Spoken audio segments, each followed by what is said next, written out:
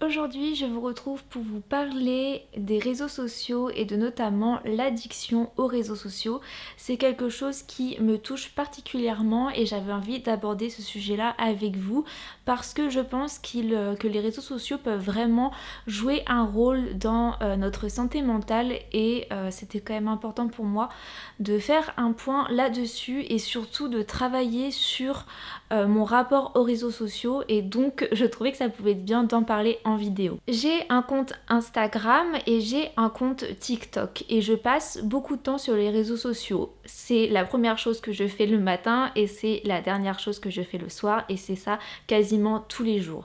Dès que j'ai un petit peu de temps de libre, je vais sur mon téléphone. Quand je suis dans une file d'attente, quand j'attends le bus, quand j'attends le métro, pendant une pub à la télévision, quand j'attends pour un rendez-vous chez le médecin ou ailleurs, je sors mon téléphone toujours et je regarde les réseaux sociaux, Instagram notamment, et aussi TikTok quand je suis à la maison et que j'ai des choses à faire, que je n'arrive pas, que mes émotions sont trop présentes, que je n'arrive pas vraiment à les canaliser, et bien c'est à ce moment-là que je vais sortir mon téléphone et que je vais aller sur TikTok et je vais y passer de longues minutes, voire une heure parfois, parce que ça me permet de faire taire mes émotions, ça me permet de me distraire facilement et d'être occupée. Je me rends compte que ce n'est absolument pas bénéfique pour moi de fonctionner comme ça, que je passe beaucoup trop de temps sur les réseaux sociaux et que ça ne m'apporte rien en particulier. Il y a quelques temps, j'ai fait du tri sur les personnes que je suivais sur Instagram puisque je me rendais compte que je suivais des personnes qui ne m'apportaient rien de bon pour moi dans mon quotidien.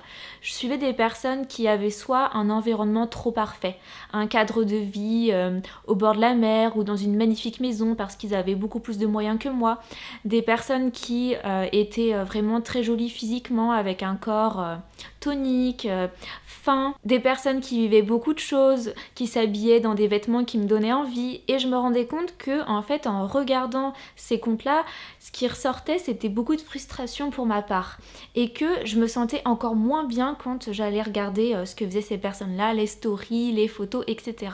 Donc j'ai commencé par faire un premier tri et j'ai éliminé toutes les personnes qui pouvaient m'apporter des émotions négatives, des personnes auxquelles je pouvais me comparer, me rabaisser, etc. J'ai fait un gros tri.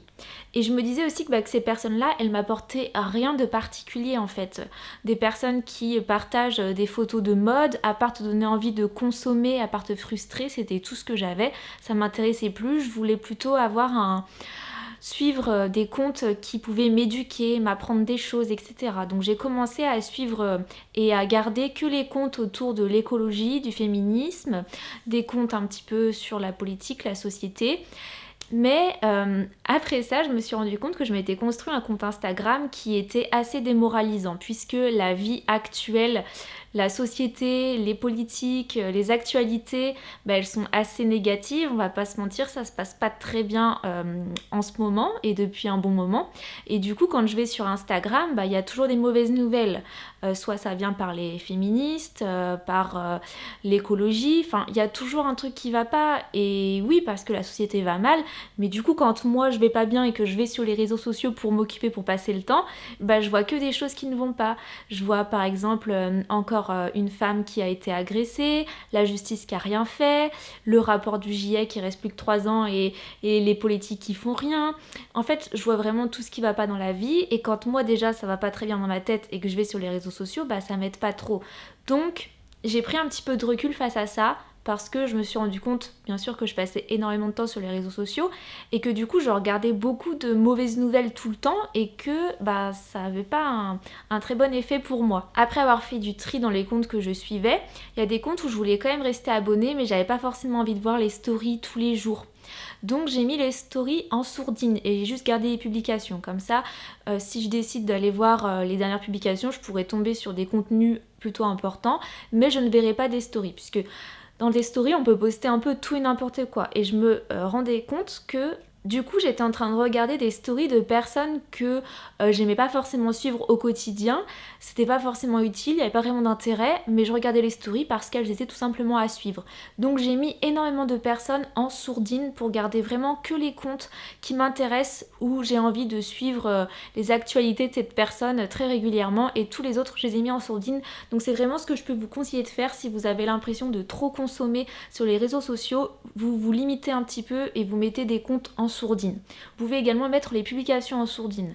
Vous pouvez mettre les deux. Moi je mets que les stories en sourdine, ou certains comptes ça m'arrive de tout mettre en sourdine puisque c'est une personne à laquelle je veux rester abonnée pour apporter un certain soutien, mais en ce moment j'ai pas forcément envie d'être au courant de ce que cette personne poste. Il me semble aussi qu'il existe des applications qui peuvent limiter votre temps sur les réseaux sociaux. Par exemple, vous pouvez mettre que vous voulez faire juste 1 heure sur les réseaux sociaux, et une fois que cette heure est passée, vous ne pouvez plus accéder à l'application. Pour le moment, j'ai pas envie d'aller avec ce genre de technique là, j'ai envie d'y arriver par moi-même. Je vous parlais de TikTok, alors j'ai téléchargé TikTok il y a quelques mois. Je me rends compte à quel point cette application peut nous bouffer du temps, et ça facilement, parce qu'on a l'impression de passer un bon moment. C'est hyper divertissant, il y a des vidéos de tout, de cuisine, des vidéos d'animaux rigolos, il y a vraiment de tout, on peut même apprendre des choses sur TikTok. Et si le contenu nous plaît pas, on passe au suivant et on peut rester comme ça à scroller pendant des heures. Et c'est vrai que moi, c'est ce que je fais, notamment quand j'ai des tâches à faire. Par exemple, il faut que je fasse une tâche administrative, il faut que j'envoie un courrier, mais ça va me créer un petit peu d'angoisse, j'ai pas trop envie de le faire, j'ai plutôt envie de procrastiner quoi. Donc je sors mon téléphone et je me dis je le fais après, je vais un petit peu sur TikTok. Le problème avec TikTok, c'est qu'il n'y a pas de limite de temps, le un peu peut vite se transformer en 1 heure et on n'aura vraiment pas vu le temps passer. Et après, du coup tu culpabilises parce que t'as perdu du temps dans ta journée à rien faire, ça t'a rien apporté, t'as juste un petit peu rigolé, mais c'est tout. Et après du coup tu culpabilises énormément parce que tu te dis j'ai passé 1 heure là-dessus, ça m'a rien appris, en plus je sais que c'est pas bon pour mon cerveau, et j'ai pas fait ma tâche administrative que je devais faire, ou j'ai pas fait ma vaisselle. Donc c'est vraiment une problématique chez moi en ce moment, et notamment pour aller mieux. Je vous ai fait une vidéo où je vous parle de mon trouble de l'anxiété sociale. Je suis également en thérapie avec une psy sur une thérapie comportementale et cognitive. Et le but pour cette année 2022, c'est d'arriver à me séparer un peu de mon anxiété sociale, et les réseaux sociaux, ça m'aide pas du tout là-dessus. Donc je souhaite mettre une technique en place pour éviter d'aller sur TikTok à chaque fois que je n'arrive pas à gérer mes émotions, pour arrêter en fait de taire mes émotions avec cette application. Ma psychologue m'en a parlé, et j'ai également vu cette technique dans le livre Devenez votre propre psy d'Anne-Hélène Claire, qui est une neurologue, une docteure en neurosciences, et Vincent Tribou, qui est un psychologue et psychothérapeute. Alors le titre, on va pas rentrer dans le détail du titre parce que devenez votre propre psy, je pense qu'il faut toujours... on ne peut pas remplacer les professionnels, ils sont utiles, mais en tout cas dedans il y a plein de méthodes que l'on peut mettre en place, et c'est aussi des méthodes que je vois pendant ma thérapie. Donc je vais retourner, parce que j'aime bien m'appuyer d'un livre pour ce que je vous dis. Dans ce livre, il y a une première partie sur comprendre le cerveau, le fonctionnement cérébral, le cerveau des habitudes, le cerveau émotionnel, etc. Et ensuite, il y a une deuxième partie avec des outils pour prendre le contrôle. Et donc là, ce que je vais utiliser pour limiter mon utilisation de TikTok, c'est la technique du décalage. Je vais vous faire un petit peu de lecture. Quand l'impatience ou l'impulsivité se mêlent à notre anxiété, notre colère, notre tristesse, la tentation, la frustration, etc., cela crée un cocktail explosif. Nous croyons alors que ces émotions sont monstrueuses et impossibles à gérer, c'est faux. Aussi, nous vous proposons de mieux comprendre le rôle de l'impatience, impatience en général ou impatience à apaiser votre anxiété, votre colère, votre tristesse, etc., dans la gestion de vos émotions, et de tester un exercice facile au quotidien. Cela s'appelle le décalage, et c'est une technique utilisée pour traiter de nombreuses pathologies en psychiatrie. Donc cela fonctionnera aussi pour vous avec un peu d'entraînement. Les émotions que l'on ressent ne sont pas uniquement provoquées par ce qui nous arrive. Il y a une partie de l'émotion qui est due au déclencheur, et une autre à l'impulsivité, dont nous parlerons plus en détail dans la notion 38, page 262. Ça fait tout le temps référence à des notions, en fait, dans le livre, on va un petit peu naviguer de page en page. Vous connaissez tous l'expérience du bonbon Mentos dans la bouteille de soda. Comme vous le savez, un Mentos est un petit bonbon rond qui pèse 2 grammes et fait quelques millimètres d'épaisseur, pas plus. Pourtant, lorsque l'on met ce Mentos dans une bouteille de soda, les réactions chimiques est très intense et le soda surgit comme un geyser de la bouteille. Mon Mentos est une grenade. En fait, non. Votre Mentos continue à peser 2 petits grammes et faire quelques millimètres.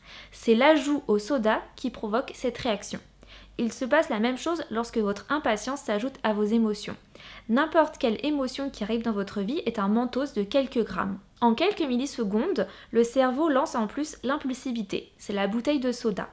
Les deux phénomènes se mélangent et on n'arrive plus à discerner ce qui est quoi. On oublie même que l'émotion de base, la tristesse, la colère, l'anxiété, c'est-à-dire le petit Mentos, n'est pas du tout le vrai problème. L'impulsivité est une émotion très puissante mais qui a peu de carburant. Elle monte très haut, très vite, brûlant ainsi toutes ses réserves et redescend donc tout aussi rapidement. Elle ne pourra donc pas maintenir cette cadence-là longtemps. Notre exercice consiste donc à constater qu'au bout de quelques minutes, la bouteille de soda est complètement vide et qu'il ne reste au fond que le Mentos de quelques millimètres.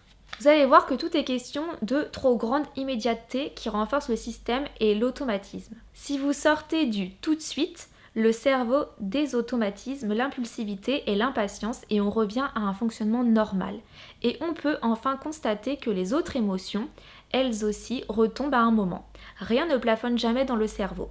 Pour cet exercice, nous allons utiliser un paquet de gâteaux que vous aimez beaucoup.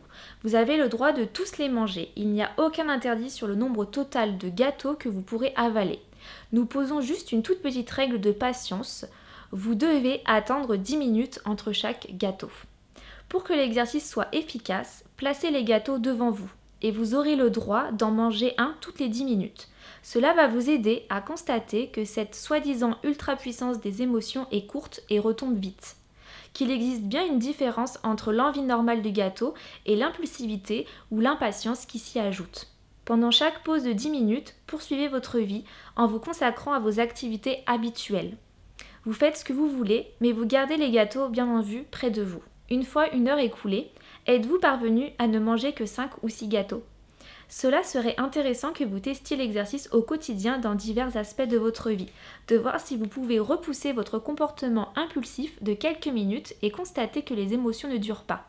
Que cela soit au cours d'un conflit par rapport à un achat ou dans le cas d'une réassurance anxieuse, une prise de sucre ou d'alcool ou l'envie d'envoyer un email d'insulte. Rappelez-vous que tout est permis, mais un peu plus tard. Cela ne fonctionne que parce que l'on n'est ni dans l'interdit, ni dans l'urgence. Vous verrez que cela marche avec toutes les émotions, que cela soit l'injustice, la colère, la tristesse, etc. Plutôt que de se jeter sur le téléphone portable pour apaiser l'anxiété en envoyant des messages, moi en allant sur TikTok, de se jeter sur la nourriture ou l'alcool pour calmer la tristesse, d'envoyer un email agressif à un ami pour calmer la colère, on va décaler de 10 minutes. Au fil des semaines, vous passerez de 10 à 20 minutes, puis à 30, jusqu'à constater à chaque fois que les émotions de tristesse, de colère, d'anxiété et autres retombent naturellement elles aussi. J'espère que ça ne vous a pas fait trop de lecture. En tout cas, c'est donc la méthode que j'ai décidé de mettre en place et c'est la méthode que m'a aussi conseillée ma thérapeute. Donc, quand j'aurai envie d'aller sur TikTok, eh bien, j'attendrai 10 minutes pour y aller. J'aurai le droit d'y aller, ce n'est pas un interdit, mais juste, je devrais attendre 10 minutes. La tentation sera toujours là parce que mon téléphone, il est jamais bien loin, comme vous pouvez le voir. Je le trimballe partout. Si je vais aux toilettes, des fois j'ai mon téléphone. Si je vais dans la salle de bain, j'emmène mon téléphone. Si je vais dans la chambre, j'emmène mon téléphone. Si je vais en balade, j'emmène mon téléphone. Enfin bref, je suis toujours collée à mon téléphone. Et donc l'objectif, quand je sens que voilà, j'ai un trop plein d'émotions et que j'ai envie de prendre le téléphone et d'aller sur TikTok, eh bien j'attendrai 10 minutes. Et pendant ces 10 minutes là, eh bien je peux faire du coloriage. La dernière fois j'ai imprimé un petit coloriage. Voilà, je peux me dire, tiens, je vais colorier 10 minutes. Je peux me dire que je peux essayer de faire de la méditation.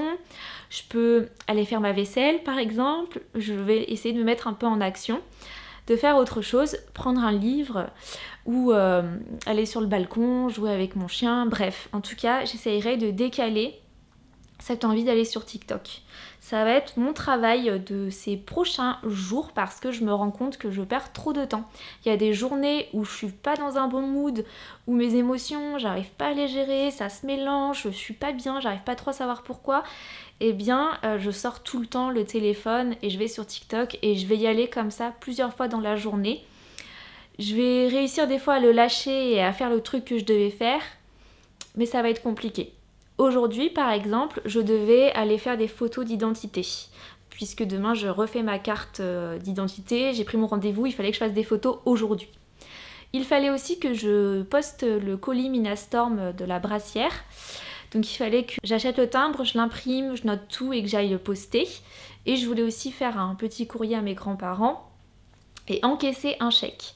Bref, j'avais ça à faire, je voulais faire ça en même temps parce que quand j'allais me déplacer, faire mes photos d'identité, je voulais pouvoir passer à la banque déposer mon chèque et passer à la boîte aux lettres pour déposer mon courrier. Donc j'aurais tout fait en même temps. Mais j'étais un peu stressée par le fait d'aller faire mes photos d'identité. J'avais un peu d'anxiété sociale à l'idée qu'il y ait trop de gens autour, qu'il y ait des gens qui soient à l'extérieur quand moi je suis à l'intérieur et qu'on voit mes pieds dépasser, etc. Enfin bref, ça me stressait un peu. Donc j'avais de l'appréhension, donc j'avais pas trop envie de faire mes tâches avant pour me rapprocher de ce moment où j'allais faire mes photos, mais en même temps je me disais il faut que je fasse mes photos puisque si j'ai envie de faire autre chose dans ma journée et de toute façon il me les faut pour demain. Et donc entre temps je suis allée plusieurs fois sur TikTok parce que je me sentais pas bien, j'avais pas envie de le faire, je procrastinais et donc hop, téléphone, je vais sur TikTok. Et donc ça c'est quelque chose que j'aimerais éviter. Je préfère à la limite sortir mon dessin avec mes crayons de couleur, ça va m'apaiser pendant 10 minutes au lieu d'être sur TikTok. En plus c'est hyper vif, je pense pas que ce soit le truc qui apaise le plus parce qu'on fait que de scroller, il y a des vidéos avec de la musique. Je sais que moi quand je suis sur mon téléphone ça m'agresse pas trop, en tout cas je m'en rends pas compte, mais quand quelqu'un à côté de moi est sur TikTok et qu'il y a le son, je trouve ça hyper agressif parce que la personne elle scrolle, la musique elle change tout le temps, il y a plein de bruit fort et c'est hyper désagréable quand quelqu'un est à côté de moi sur TikTok, c'est horrible. Quand on est nous-mêmes dessus, comme c'est nous qui avons le contrôle, c'est moins gênant, mais en tout cas c'est vraiment pas quelque chose qui va m'apaiser. Loin de là, donc voilà pour ça. Et si j'ai aussi l'envie de traîner sur Instagram alors que j'aurais d'autres choses à faire, par exemple des fois j'ai envie de faire de la couture, donc ça c'est super chouette, mais je me dis ouais il faut que je sorte la machine à coudre, il faut que je change la bobine, etc. J'ai de la flemme, donc je me dis bah tiens je vais aller faire un petit tour sur Instagram. Et ça j'aimerais également l'éviter, donc je me dirais dans 10 minutes tu pourras y aller et ça va je pense m'inciter à faire les choses. Je vais me dire bah tiens bah pendant ces 10 minutes là je vais sortir ma machine à coudre, etc. Je pense que ça va m'aider à me mettre en mouvement. Donc je vous ferai un petit bilan d'ici quelques semaines je pense. J'essayerai peut-être de filmer quelques updates un peu plus tard. Là je vais poster cette vidéo comme ça, mais je pense que je vais essayer de filmer quelques updates pour une prochaine vidéo où je vous dirai si j'ai réussi un petit peu à m'éloigner des réseaux sociaux et à beaucoup moins en consommer. Le matin je regarde les réseaux sociaux, le midi, enfin je vais tout le temps regarder les réseaux sociaux à tel point que j'ai la déformation du petit doigt. Ici il y a le petit creux parce que mon téléphone repose tout le temps ici. Voilà, quand je tiens mon téléphone je le tiens comme ça. Et donc à force, on voit bien que, je sais pas si c'est flou ou pas, je sais pas si vous allez voir à la caméra, mais en tout cas on voit bien que sur un de mes doigts, il y a vraiment beaucoup plus un creux que sur les autres. Et ça c'est dû au fait au téléphone que l'on porte tout le temps.